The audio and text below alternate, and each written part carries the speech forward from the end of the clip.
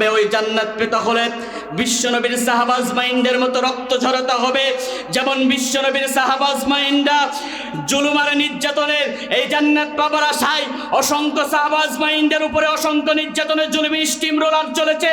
হযরতে খাব্বাব রাদিয়াল্লাহু তাআলা আনহুর উপরে অমানুষিক নির্যাতনের জুলুমি স্টিম রোলার চলেছে। হযরতে বিলাল রাদিয়াল্লাহু তাআলা আনহুর উপরে অমানুষিক নির্যাতনের জুলুমি স্টিম রোলার চলেছে।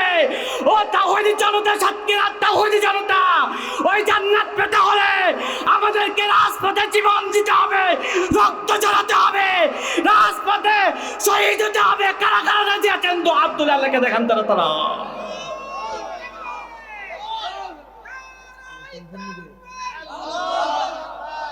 আমাদের وبشر الذين آمنوا وعملوا الصالحات أن لهم جنات تجري من تحتها الأنهار। الله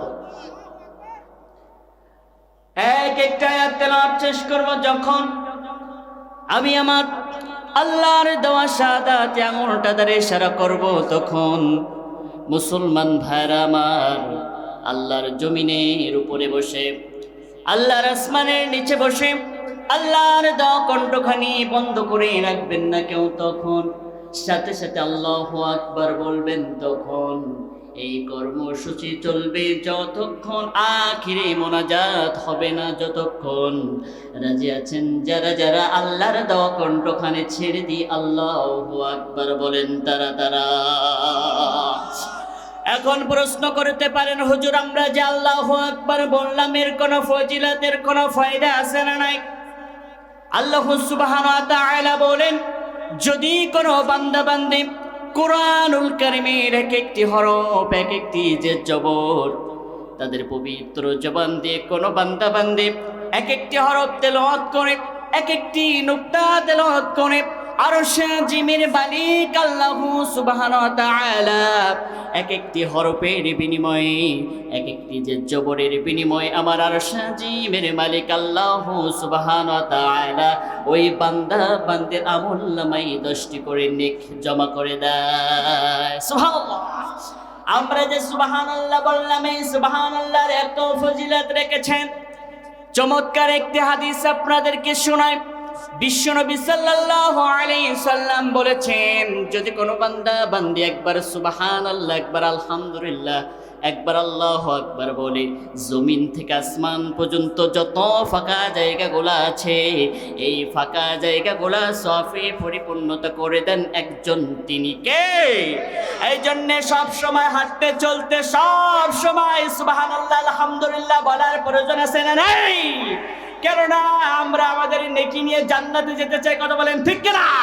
আমি যে কোরআনুল কারীম থেকে আয়াতখানি তেলাওয়াত করেছি, সূরাতুল বাকারার 25 নম্বর আয়াত আল্লাহ বললেন, ওয়াবাশশিরিল্লাযীনা আমানু ওয়া আমিলুস সালিহাতি আন্না লাহুম জান্নাতিন তাজরি মিন তাহতিহাল আনহার। আল্লাহ বললেন, ও নবী আপনি तमाम পৃথিবীর মানুষদেরকে জানিয়ে দেন, তারা যদি আমি আল্লাহ আমার উপরে তারা যদি ঈমান আনে, যারা ঈমান এনেছে এবং নেক আমল করবে, তাদের রবের পক্ষ থেকে তাদের জন্য রয়েছে এমন সুন্দর পুরস্কার, এমন সুন্দর জান্নাত, ওই জান্নাতের তলদেশ থেকে ঝর্ণা প্রবাহিত হচ্ছে। সুবহানাল্লাহ। আমরা জান্নাতে যেতে চাই না, জাহান্নামে যেতে চাই। আল্লাহ সুবহানাহু ওয়া তাআলা মানুষ এবং জিন জাতিকে সৃষ্টি করেছেন এই পৃথিবীর জমিনে, তার একটা উদ্দেশ্য। সূরাতুজ জারিয়াতের 56 নম্বর আয়াত আল্লাহ বলেন, ওয়া মা খালাকতুল জিন্না ওয়াল ইনসা ইল্লা লিয়াবুদুন। মানুষ এবং জিন জাতিকে সৃষ্টি করার একমাত্র উদ্দেশ্য হলো তার গোলামি আর ইবাদত করার জন্য। আল্লাহ সুবহানাহু ওয়া তাআলা মানুষ এবং জিন জাতির জন্য দুইটা জিনিস তৈরি করে রেখেছেন। এক নম্বরে হলো জান্নাত আর দ্বিতীয় নম্বরে হলো জাহান্নাম। সুতরাং আপনাদের কাছে আমি প্রশ্ন করতে চাই, কে কে জাহান্নামে যাবেন? কেউ জাহান্নামে যাবেন নাকি? আমি যখনই বলবো কে কে জান্নাতে যাবেন, সবাই এক বাক্যে বলবো আমরা সকলে জান্নাতে যেতে চাই। কথা বলেন ঠিক না? এই জন্য জান্নাতে যেতে হলে আল্লাহর উপরে ঈমান আনতে হবে, রাসূলের উপরে ঈমান আনতে হবে। কেননা জান্নাতের ভিতরে খালি আরাম আর আরাম, আর জাহান্নামের ভিতরে খালি আযাব আর আযাব, বাইরাম আছে না নাই? আল্লাহ সুবহানাহু ওয়া তাআলা চমৎকার একটি হাদিস আপনাদেরকে শোনায়, বুখারী শরীফের বর্ণনা। কিয়ামতের দিন যখনই কিয়ামত হয়ে যাবে, কিয়ামত শেষ হওয়ার পরে যারা জাহান্নামী ব্যক্তি হবে তারা জাহান্নামের ভিতরে আগুনে শাস্তি ভোগ করবে দোজখের ভিতরে। আর যারা জান্নাতি ব্যক্তি হবে তারা হলো জান্নাতের ভিতরে আরাম আয়েশে থাকবে। অনেক বছর এইভাবে কেটে যাবে। একদিন আল্লাহ সুবহানাহু ওয়া তাআলা হযরতে জিবরাইল আলাইহিস সালামকে ডাক দিয়ে বললেন, জিবরাইল দেখো তো শস্যর দানার মতো কার ছিটিফোঁটা ঈমান কার দিলে আছে, একটু খুঁজে দেখো জাহান্নামের ভিতরে এমন ব্যক্তি খুঁজে পাওয়া যায় কিনা। জিবরাইল আলাইহিস সালাম পড়তে জাহান্নামের ভিতরে খুঁজতে খুঁজতে শেষ সীমানায় দেখবে যে ঈমান আছে ছিটিফোঁটা শস্যর দানার মতো, একজনের কলিজার ভিতরে ছিটিফোঁটা ঈমান আছে। জিবরাইল আলাইহিস সালাম ওইখান থেকে ওই ব্যক্তিকে বের করে আনবে, বের করে এনে জাহান্নামের দরজার সামনে রেখে দিবে। জীবন নদীর পানি তার শরীরে ঢালা হবে।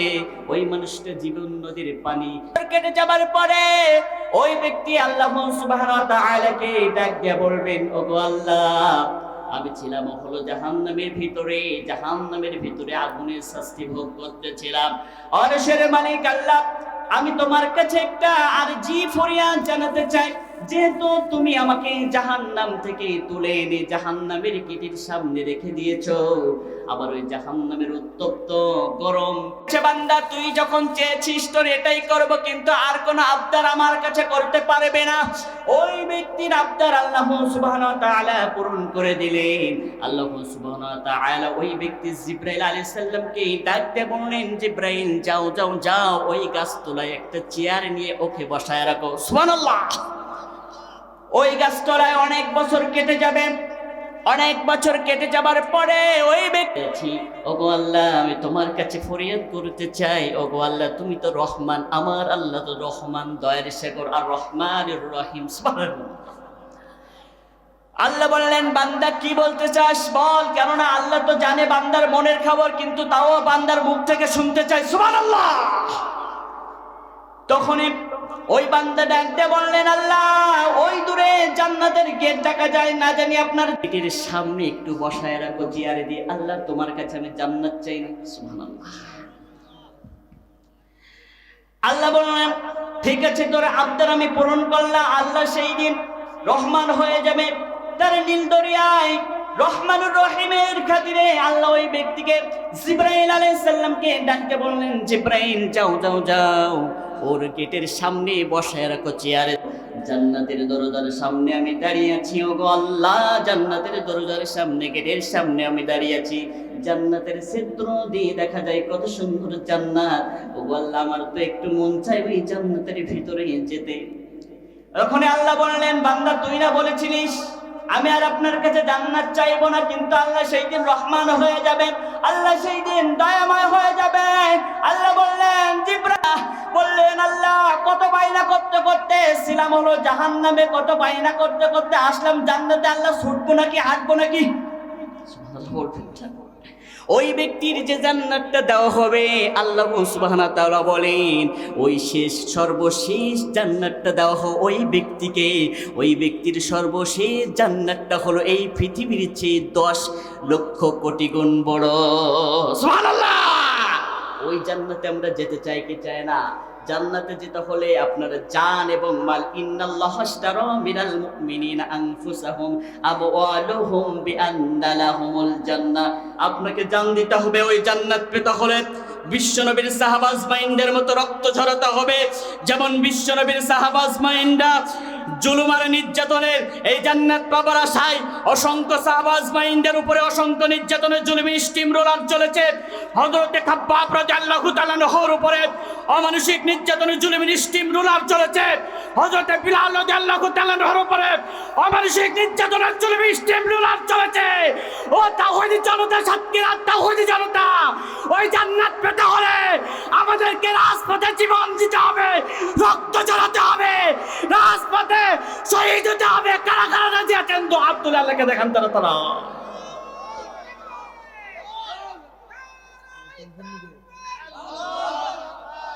আমাদের সকলকে